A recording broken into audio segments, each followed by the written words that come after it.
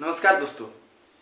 Uniform civil code या समान नागरिक संहिता एक ऐसा मुद्दा है जो कि पिछले कुछ सालों से चर्चा में बना हुआ है और फिर कुछ दिन पहले केंद्र सरकार ने इसे लागू करने की दिशा में काम कर रही है और ये फिर चर्चा का विषय बना हुआ है क्योंकि कुछ लोग इसके विरोध में भी आ रहे हैं। तो आखिर क्या है ये समान नागरिक संहिता, चलिए अच्छे से समझते हैं। तो इसे समझने के लिए कुछ बातें आपको जाननी होगी। जैसे हमारे देश में दो प्रकार के लॉज हैं, एक है क्रिमिनल लॉज और दूसरा है सिविल लॉ। क्रिमिनल लॉ के अंदर ये आता है कि अगर कोई व्यक्ति किसी क्राइम को करता है तो उसे कौन सा दंड मिलेगा, ये क्रिमिनल लॉज के अंदर आता है। और ये जो क्रिमिनल लॉ है वो देश के हर नागरिक के लिए एक समान है, चाहे वो हिंदू, मुस्लिम, सिख, ईसाई कोई भी धर्म का हो। अब आते हैं सिविल लॉ पे। सिविल लॉ के अंदर जो मामले आते हैं वो है शादी, तलाक, बच्चे, शादी के तलाक के बाद देने वाला गुजारा भत्ता, गोद लेने का अधिकार, संपत्ति में बंटवारा, संपत्ति में बेटे का कितना अधिकार है, बेटी का कितना अधिकार है, और बहुत सारे ऐसे मामले हैं। जैसे अगर कोई आदमी अपनी वसीयत लिखे बिना मर जाता है तो वो उस संपत्ति में किसका कितना हक होगा, ये सब जितने भी मामले हैं ये सब सिविल लॉज में आते हैं। और जो सिविल लॉ है वो देश के हर एक नागरिक के लिए एक समान नहीं होता है। तो आपको बता दें कि देश में शादी कानून, तलाक और बच्चे जैसे जो मामले हैं उसके लिए हिंदू, बौद्ध, सिख और जैन धर्म के लोगों के लिए एक समान कानून है, लेकिन इन्हीं सब मामलों के लिए मुस्लिम, ईसाई, पारसी, यहूदी के धर्म के लोगों के लिए अपने व्यक्तिगत कानून है, माने उनकी निजी कानून है, अपने कानून है। उदाहरण से आपको समझाते हैं। जैसे अगर हिंदू धर्म में कोई व्यक्ति पहला शादी करता है और अगर वो दूसरी शादी करना चाहता है तो उसे अपनी पहली पत्नी को तलाक देना होगा, तभी वो दूसरी शादी कर सकता है। अगर ऐसा वो नहीं करता है तो वो कानूनी अपराध के अंदर आएगा। लेकिन इस्लाम धर्म में ऐसा नहीं है। इस्लाम धर्म में मुस्लिम पर्सनल लॉ के हिसाब से एक व्यक्ति बिना तलाक दिए 4 औरतों के साथ शादी कर सकता है। और फिर आपको बता दें कि हिंदू धर्म में जो लड़की है उनकी 18 साल की उम्र में वो बालिग मानी जाती है, या 18 वर्ष की उम्र में उसे शादी करने के लिए माना जाता है। लेकिन इस्लाम धर्म में ऐसा नहीं है। मुस्लिम पर्सनल लॉ के हिसाब से लड़कियां 15 साल में ही बालिग हो जाती है और वो 15 साल में ही शादी के योग्य हो जाती है। ऐसी तमाम बहुत सारी बातें हैं जो कि हिंदू और मुस्लिम में अलग अलग है और उनके लिए अलग पर्सनल लॉज है। और क्रिश्चियन में भी किसे शादी करना है, तलाक देना है तो वो क्रिश्चियन पर्सनल लॉ के हिसाब से होता है। तो दोस्तों अब आपको समझ में आना चाहिए कि समान नागरिक संहिता क्यों जरूरी है। और आपको बता दें कि हमारा जो देश है भारत, इसे हम पंथ निरपेक्ष यानी सेकुलर देश कहते हैं और यहीं पे धर्म के आधार पे ही कानून बटे हुए हैं। अब आइए आपको समान नागरिक संहिता समझाते हैं और अब अच्छे से आप समझ पाइएगा। समान नागरिक संहिता एक ऐसा कानून है जो कि सेकुलर है, मतलब पंथ निरपेक्ष है, जो कि हर एक धर्म, हर एक जात के लोगों के लिए एक समान लागू होता है। यही है समान नागरिक संहिता। अगर आसान भाषा में कहे तो अगर कोई शादी करना चाहता है, तलाक देना चाहता है या गोद लेना चाहता है तो उसके लिए हिंदू हो या मुस्लिम हो या सिख हो या ईसाई हो, उनके लिए एक समान नियम कानून होंगे। यही समान नागरिक संहिता कहता है।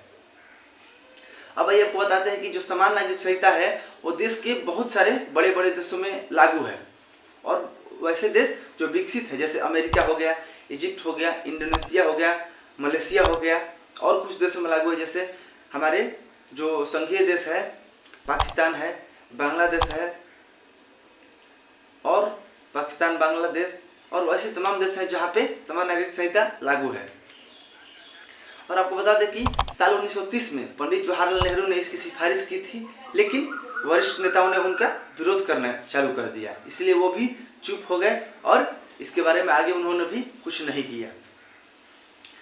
जबकि हमारे संविधान के आर्टिकल 44 में इसका उल्लेख किया गया है, हमारे संविधान निर्माता द्वारा इसकी जगह दी गई है। संविधान में आर्टिकल 44 में बताया गया है कि जो हमारी सरकार है उससे समान नागरिक संहिता लागू करना उसकी दायित्व होगी, ये क्लियर उसमें लिखा गया है। लेकिन आज तक आज़ादी के आज 75-76 वर्ष हो गए, लेकिन आज तक किसी सरकार ने इसके तरफ एक भी कदम नहीं उठाया, बस केवल वोट बैंक की चक्कर में किसी ने आज तक इसे मतलब इसके तरफ कदम नहीं उठाया।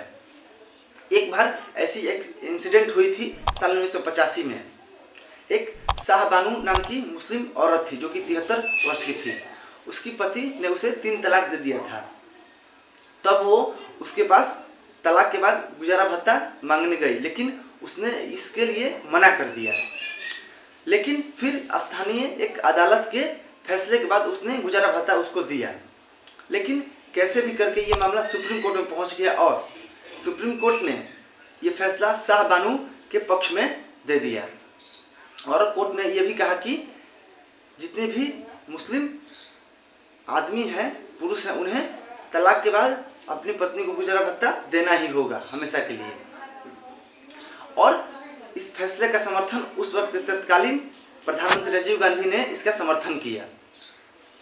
लेकिन इस फैसले का मुस्लिम रूढ़िवादियों द्वारा जमकर विरोध हुआ, पूरे देश में, भर देश में इसका विरोध हुआ। और जो कांग्रेस सरकार थी उससे मुस्लिम लोगों ने अपना समर्थन वापस ले लिया, क्योंकि राजीव गांधी ने अपना इसके जो फैसला आया था उसके समर्थन किए थे। इसीलिए जितने भी मुस्लिम थे उसने कांग्रेस से अपना समर्थन ले लिया। तब एक मुस्लिम सांसद ने अपनी व्यक्तिगत कानूनों की रक्षा के लिए एक प्रस्ताव को रखा, मतलब एक बिल को लाया संसद में। और उस बिल में ये था कि जो ये सुप्रीम कोर्ट का कानून था उसे बदल दिया जाए, मतलब उलट कर दिया जाए। और उसमें ये भी बताया गया था कि तलाक के बाद जो गुजारा भत्ता है वो बस 90 दिनों तक दिया जाए। तब जो कांग्रेस थी वो चुनावी हार से डर गई थी, और जो मुस्लिम का जो समर्थन वापस लिया गया था उससे राजीव गांधी डर गए और खुल के इस बिल का समर्थन किए। और अंत में क्या हुआ कि ये जो सुप्रीम कोर्ट का फैसला था उसे उलट कर दिया गया और फिर से वही नियम लागू हो गया। दोस्तों, अब आइए आपको समान नागरिक संहिता के कुछ फायदे के बारे में बताते हैं। इसके फायदे तो अनेक हैं, लेकिन चलिए कुछ फायदों के आपके बारे में बताते हैं। तो दोस्तों, इसका पहला फायदा ये है कि देश में अलग अलग धर्मों के लिए अलग अलग कानून होने की वजह से न्यायपालिका पे बहुत बड़ा बोझ है। और अगर ये कानून एक समान हो जाएंगे तो न्यायपालिका पर से ये बोझ हट जाएगा। और इतना ही नहीं, कोर्ट में जो बहुत सालों से लंबित पड़े मामले हैं उन पे जल्दी फैसला आ सकेंगे। ये एक बहुत बड़ा फायदा होगा और सुप्रीम कोर्ट के लिए एक राहत होगा। और फिर इसका दूसरा फायदा है कि अगर देश में एक समान कानून होंगे तो देश के लोग अपने आप को एक समान महसूस करेंगे और देश के लोगों में एकता और समानता बढ़ेगी। और फिर जो इसकी तीसरी फायदा है वो सबसे बड़ी फायदा है, जो कि राजनीति पे इसका अच्छा असर पड़ेगा। क्योंकि कुछ दल जो इसका वोटों के लिए इस्तेमाल करते हैं, इस पर राजनीति करते थे, वो अब बंद हो जाएगा और वोटों का ध्रुवीकरण नहीं होगा। तो ये इसका एक बहुत बड़ा फायदा होगा। तो चलिए अब इसको समझते हैं कि आखिर जब केंद्र सरकार इसे लागू करना चाहती है तो कुछ लोग इसका विरोध क्यों कर रहे हैं, और खास तौर से कांग्रेस इसका विरोध क्यों कर रही है, जबकि वो एक सेकुलर दल है और वो इसका प्रमाण जगह जगह देती है। और वो चिल्ला चिल्ला के देश विदेशों में ये बताती है कि हम सेकुलर हैं और हमारा जो जितने भी पार्टी है साथ में, जो हमारी सहयोगी पार्टी है जैसे ऑल इंडिया मुस्लिम लीग, ये सब सेकुलर है।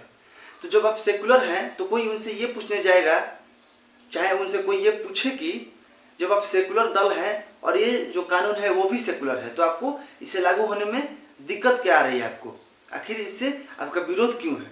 तो दोस्तों, इसका कारण मैं बताता हूँ कि इसके लागू होने के बाद उसके जो वोट हैं, जो मुस्लिम वोट बैंक है वो उससे कट जाएगा। क्यों कट जाएगा? क्योंकि ये कानून लागू होने के बाद जो मुस्लिम पुरुषों के फालतू के अधिकार है, जैसे 4 शादियाँ करना, गुजारा भत्ता न देना, ये सब जितने फालतू अधिकार है वो उनसे छीन जाएंगे और फिर मुस्लिम उनसे नाराज हो जाएंगे। तो ये सब जो मुस्लिम जब उनसे नाराज हो जाएंगे तो कांग्रेस ये बर्दाश्त नहीं कर पाएगी और इसीलिए इसका जम के विरोध कर रही है। और आपको ये बता दें कि इस मामले में, इस कानून के मामले में कांग्रेस अपने पूर्वज की भी अनदेखी कर रही है, उनका भी विरोध कर रही है, क्योंकि स्वर्गीय पंडित जवाहरलाल नेहरू इसके बड़े समर्थक थे और वो इसकी पैरवी बहुत पहले कर चुके थे, लेकिन कुछ वजह से वो लागू नहीं कर पाए। लेकिन इस मामले में राहुल गांधी और जो कांग्रेस है वो अपने पूर्वजों को भी अनदेखी कर रही है, तो इससे कोई लेना देना नहीं है, बस सरकार इसे लागू कर दे। क्योंकि कांग्रेस की जो ये मानसिकता है हर बात पे विरोध करना, उससे कुछ नहीं होने वाला है देश में। और दोस्तों, अगर मेरी राय जाने तो इसे देश में जरूर लागू करना चाहिए और जल्दी से जल्दी लागू करना चाहिए, क्योंकि इसकी वजह से देश का जो विकास है बहुत स्लो हो गया है। अगर ये एक समान कानून हो जाएंगे देश में तो देश की जो विकास की गति है वो बहुत तेज हो जाएगी और सब लोग एक साथ मिलकर बढ़ेंगे और इसके लागू होने के बाद देश में एकता और समानता बढ़ेगी। तो इसे लागू करना बहुत ज़्यादा जरूरी है। तो दोस्तों, अगर वीडियो अच्छा लगा हो, इन्फॉर्मेशन अच्छा लगा हो तो वीडियो को एक लाइक कर दीजिएगा, चैनल को सब्सक्राइब कर दीजिएगा। तब तक के लिए धन्यवाद।